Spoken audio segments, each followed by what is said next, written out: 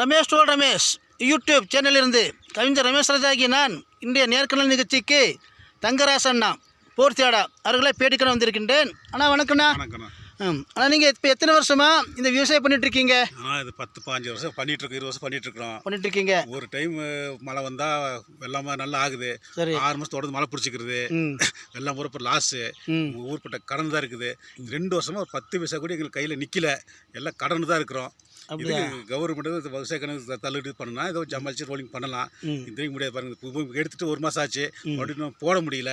பல பிரச்சனைலாம் எங்களுக்கு இருக்குது. சரிங்க. இப்போ இங்கே பியூட்டிஃபுல்லாக போட்டிருக்கீங்க இல்லையா? போட்டிருக்கோம். இதெல்லாம் நீங்கள் போட்டிருக்கீங்களா? நாங்களும் போட்டிருக்கோம். இந்த பூண்டு இப்போ அறுவடைக்கு எத்தனை நாள் ஆகணும்? அறுவடைக்கு 1 மாதம் ஆகணும். மழை பிடிச்சி மழை ஜாஸ்தி ஆயிடுச்சு. ஆமாம், மழை ஜாஸ்தி ஆச்சுன்னா அது பூண்டில் அழுகி போயிடும். அது விற்க முடியாது. இப்போ போன வாரம் பூண்டு 40 ரூபா விற்கிது. 40 ரூபா. அப்போ நாங்கள் என்ன பண்ண முடியும்? விவசாயி ரொம்ப கஷ்டம், ஒன்றும் பண்ண முடியாது. அதனால் கொஞ்சம் கவர்மெண்ட் நினச்சி கொஞ்சம் இதாக கொஞ்சம் ஏற்பாடு பண்ணி கொஞ்சம் இது பண்ண ரேட்டு ஏற்று பண்ணால் ஜமாளிக்கலாம். இல்லைன்னா எங்களால் வேறு ஒன்றும் பண்ண முடியாது. இப்போ இந்த பூமியில் என்ன விளைச்சல் எடுத்திருக்கா எடுக்கலையா? காற்று எடுத்தோம், காற்று ரேட்டு சரியான ரேட்டுக்கு போகல.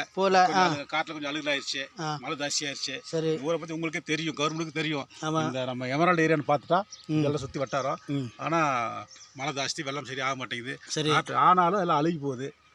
ஆனால் மானியம் உங்களுக்கு ஒழுங்காக கிடைக்கதா இல்லையா? மானியம் யார்கிட்ட வாங்குறதுக்கு? யாருக்கு கொடுப்பாங்க மானியம்? அரசாங்கத்தில் எல்லாம் பண்ணுறாங்களே. எல்லாம் சொந்த பூமி இருந்து வேணுமாமா.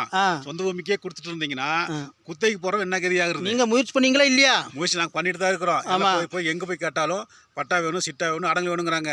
எங்கிட்ட ஒன்றும் கிடையாது. நாங்கள் போகிறதுக்கார எல்லாம் குத்தைக்கு தான் போடுறோம். நாங்கள் தான் வருஷத்துக்கு ஒரு 50 லோடு விவசாயத்துக்கு மேட்டு சரக்கு நாங்கள் தான் அனுப்புகிறோம். அட்டைக்காரத்தை யாரும் அனுப்புறதில்ல. எல்லாம் கந்தயத்தை வாங்கிட்டு அவங்க பேரில் வாங்கி யூஸ் பண்ணிக்கிறாங்க. நாங்கள் கஷ்டப்பட்டு இருக்கோம். கஷ்டப்பட்டனுக்கு பேங்க்ல ஒரு லோனும் தரதில்ல, ஒன்றுதில்ல, ஒரு மானியம் கிடைக்கிறதுல ஒரு இதுவும் கிடையாது, ஒரு மண்ணும் கிடையாது. அதனால கஷ்டத்தில் இருக்கும். விவசாயிக்கெல்லாம் மானியம் கிடைக்கிறது இல்லையா, இல்லை லோன் கிடைக்கிறது இல்லையா? யார் விவசாயம் எங்கே போய் கேட்டாலும் பட்டா வேணும், சிட்டா வேணுங்கிறாங்க. என்ன பண்ணுறது? இல்லை, அதை வச்சு பிரயோஜனம் இல்லை. யார் விவசாயம் பண்ணுறாங்க அவங்களுக்கு தான் விவசாயம் யாரு பண்றாங்களோ அவங்களுக்கு லோன் கொடுக்க பார்க்கணும், ஒரு மானியம் கொடுக்கணும். நீங்க தோட்டத்தை எங்க கிட்ட கொடுத்துட்டு நீங்க மானியம் வாங்கிட்டீங்கன்னா அது என்ன அர்த்தம்? கவர்மெண்ட் இதெல்லாம் கண்காணிச்சு விவசாயம் பண்றவங்க லோன் கொடுக்கணும். விவசாயம் பண்றவனுக்கு லோனு கடன் தரணும், மானியம் கொடுக்கணும். நீங்க இது வரைக்கும் தோட்டக்கலை துறைக்கு போய் ஏதாவது ஒரு விண்ணப்பம் கொடுத்திருக்கீங்களா? தோட்டக்கலை எல்லாம் போய் சொல்லியிருக்கோம். சொன்னா சிட்டாப்பட்டா கேட்கறாங்க. அதெல்லாம் விண்ணப்பம் கொடுத்திருக்கீங்களா? கொடுத்துருக்கோம். சிட்டாப்பட்டா 2வது இருக்கட்டு. நான் இத்தனை ஏக்கரை பூமி பண்ணிட்டு இருக்கேன். முதல்ல யார் அந்த பெரிய குறிப்பிட்டு சர்வே நம்பர் தெரியுமில்ல, எழுதி நான் தான் பண்ணிட்டு இருக்கேன், கொடுங்க. அப்புறம் வரலன்னு என்ன கேளுங்க சேனலுக்கு. அதெல்லாம் கேட்டாச்சு, கொடுத்தாச்சு. இதுக்கு மேல கவர் பார்த்து செஞ்சாதான் உண்டு எங்களுக்கு. அப்படியா? ஆமா. சரி. இந்த பைப்பில் போட்டிருக்கீங்க இல்லையா? இதெல்லாம் நீங்க சொந்த செலவா இல்ல அரசாங்கத்தில் கிடைச்சதா? நாங்கள் காசு கொடுத்து வாங்கியிருக்கோம். கிரீன்டெக் ஊட்டியில் கிரீன்டெக் கடையில் ஒரு பைப்பு 700 ரூபா நாங்கள் வாங்கியிருக்கிறோம். எங்களுக்கு ஒன்றும் கிடையாது. சப்சிடியில் போய் கேட்டால் உங்களுக்கு பட்டா எடுத்துகிட்டு வா தரங்கிறாங்க. நாங்கள் எந்த பட்டா வச்சு வாங்குறது? நான் குத்தி பூமி வச்சுட்டு. சரி. உங்களுக்கு இந்த போர் கிணறுல இருக்கா இல்லையா? போர் கிணறுல காட்டுக்கிறது அட்டிக்கிறது இருக்குது. அவங்க தோட்டம் நாங்கள் போட்டுட்டு இருக்கிறோம். சரி. அதெல்லாம் போர் கிணறு இருக்குது. ஆனால் இருந்தாலும் தண்ணி இல்லை, ஊற்று மழை பெஞ்சது தண்ணி. இப்போ கரண்ட்டுக்குள்ள என்ன பண்ணுவீங்க?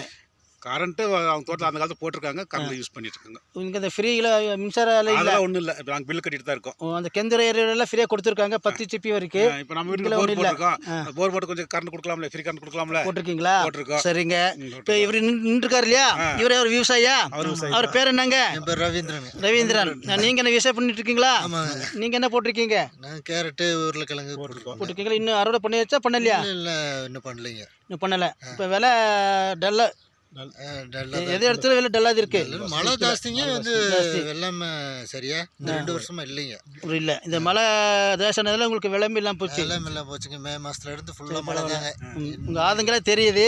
நீங்கள் என்னென்ன சேனல் மூலம் கேட்குறது என்னென்னா, ஊட்டி தோட்டக்கலை துறை இருக்குல்ல, அங்கே வந்து சொல்லுங்க, இந்த ஊர்லேருந்து வந்திருக்கோம், எங்களை ஒன்றுமே கிடைக்கிறதில்ல, அதில் கந்திய பூமி தான் சொன்னால் உங்களுக்கு தருவாங்க. நம்ம கேட்கல போகல. நிறைய இடத்துல அவர் என்ன போகலனாங்கிறாரு, எல்லாம் சொல்லிட்டு வந்தேன். அதே மாதிரி உங்களுக்கு நான் வழி கட்டுறேங்கண்ணா. தங்கராசனா அவனுக்கு கவலைப்படாதீங்க. இந்த மண்ணை கைவிடாதீங்க. மண் இன்னைக்கு இல்லைனாலும் நாளை கை கொடுக்கும், தூக்கி விட்டுரும். ஏன்னா எங்களுக்கெல்லாம் பூமி இல்லை, சின்ன சின்ன தோட்டம் தான். நீங்கள் இவ்வளோ வச்சுருக்கீங்க. இவன் நஷ்டம்னால கூட தைரியமாக எங்களுக்கு பேட்டு கொடுக்குறீங்க. பார்த்தியா? கவலைப்படக்கூடாது, மன தைரியத்தை இருக்கணும், மன உளைச்சல் ஆகக்கூடாது. நல்லா பாருங்கள், எங்கள் சேனல் மூலமாக அரசாங்கத்துக்கு எல்லாம் எடுத்துரைக்கிறோம். சொல்லுங்க. சரிங்க. நீங்கள் இதோட 104 பேட்டி எடுத்திருக்கேன், விவசாய பேட்டி. எல்லாமே அரசாங்க சேவைக்கு போயிருக்கு, போகாம இல்லை, அவங்களும் பண்ணுறாங்க. மத்திய அரசு பண்ணுது, மாநில அரசு பண்ணுது. எந்த அரசாங்கமே குறை பண்ணுறதுக்கு இல்லை, நமக்கு வந்து சேரதில்லை. அதுக்குன்னு முயற்சிக்கல. ஒருத்தருக்கு 2 தடவை போகணும். நான் அடிக்கடிங்களை வருவேன், வந்து உங்களை பேட்டி கண்டுறேன்னா சரிண்ணா. இவ்வளோ நேரம் ஒதுக்கி நீங்கள் சாப்பிட்டீங்களே தெரியல. ரமேஷ் இந்த யூடியூப் சேனலுக்காக நீங்கள் பேட்டி கொடுத்ததுக்கு மிக்க நன்றி. வணக்கம். வணக்கம்.